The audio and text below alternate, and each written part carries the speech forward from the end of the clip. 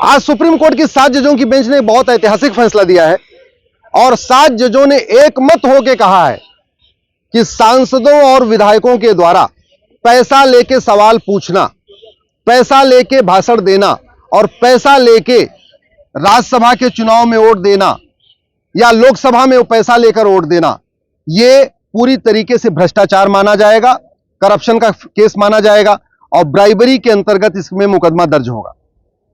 मामला पहले भी आ चुका है। जब नरसिम्हा राव सरकार अल्पमत में थी उस समय नोटों की गड्डियां लहराई गई थी और वो मुकदमा सुप्रीम कोर्ट तक आया, लेकिन उस समय सुप्रीम कोर्ट में जब 5 जजों में से 3 जजों ने यह कहा कि चूंकि जो नोटों की गड्डियां लहराई गई हैं, जो कैश हुआ है, कैश का लेन देन हुआ है वोटिंग के लिए, वो पार्लियामेंट में हुआ है, इसलिए ऐसे लोगों के खिलाफ मुकदमा नहीं चलेगा।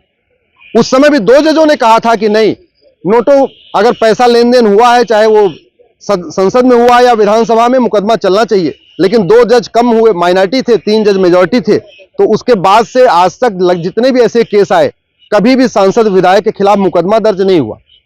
अब आज 7 जजों की बेंच ने एक मत से कह दिया है कि कोई भी सांसद अगर पैसा लेके सवाल पूछता है संसद में, पैसा लेके स्पीच देता है संसद में या पैसा लेके संसद में वोटिंग करता है, तो उसको कोई इम्यूनिटी नहीं रहेगी, कोई विशेषाधिकार नहीं रहेगा, उसके खिलाफ मुकदमा चलेगा।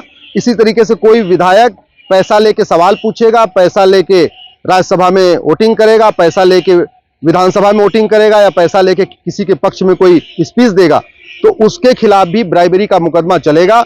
जैसे तहसीलदार या पेशकार या हवलदार, थानेदार के खिलाफ मुकदमा चलता है, वैसे ही एमएलए एमपी के खिलाफ भी चलेगा। एमएलए एमपी की जो इम्यूनिटी है उसके लिए सुप्रीम कोर्ट ने कहा है कि जो संविधान में सांसद और विधायक को विशेषाधिकार दिया हुआ है, वो अच्छी स्पीच देने के लिए दिया हुआ है, वो फ्री स्पीच के लिए दिया हुआ है, वो संसद और विधानसभा में जनहित के मुद्दे उठाने के लिए दिया हुआ है, वो भ्रष्टाचार करने के लिए नहीं दिया हुआ है।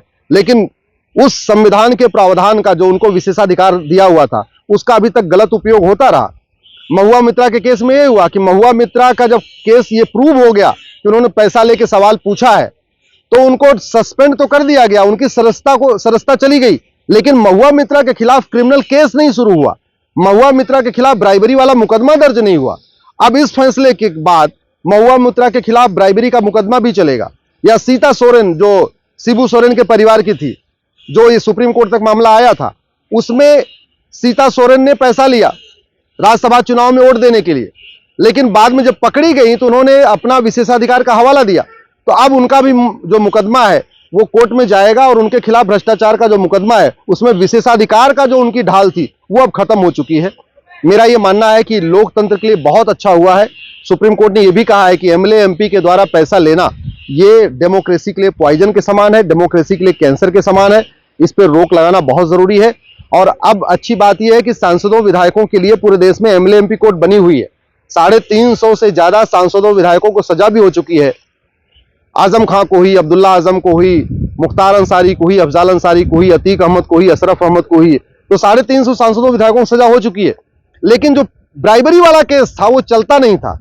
इस फैसले के बाद ब्राइबरी का केस भी चलेगा और ब्राइबरी का केस भी एमएलए एमपी कोर्ट में ट्रांसफर हो जाएगा, तो साल भर के अंदर इसका भी फैसला होना शुरू हो जाएगा। मुझे पूरा विश्वास है आने वाले टाइम में सांसद और विधायक पैसा लेके सवाल पूछने, पैसा लेके स्पीच देने और पैसा लेके वोटिंग करने से पहले 100 बार सोचेंगे, क्योंकि अब सुप्रीम कोर्ट ने उनके खिलाफ मुकदमे का रास्ता खोल दिया है।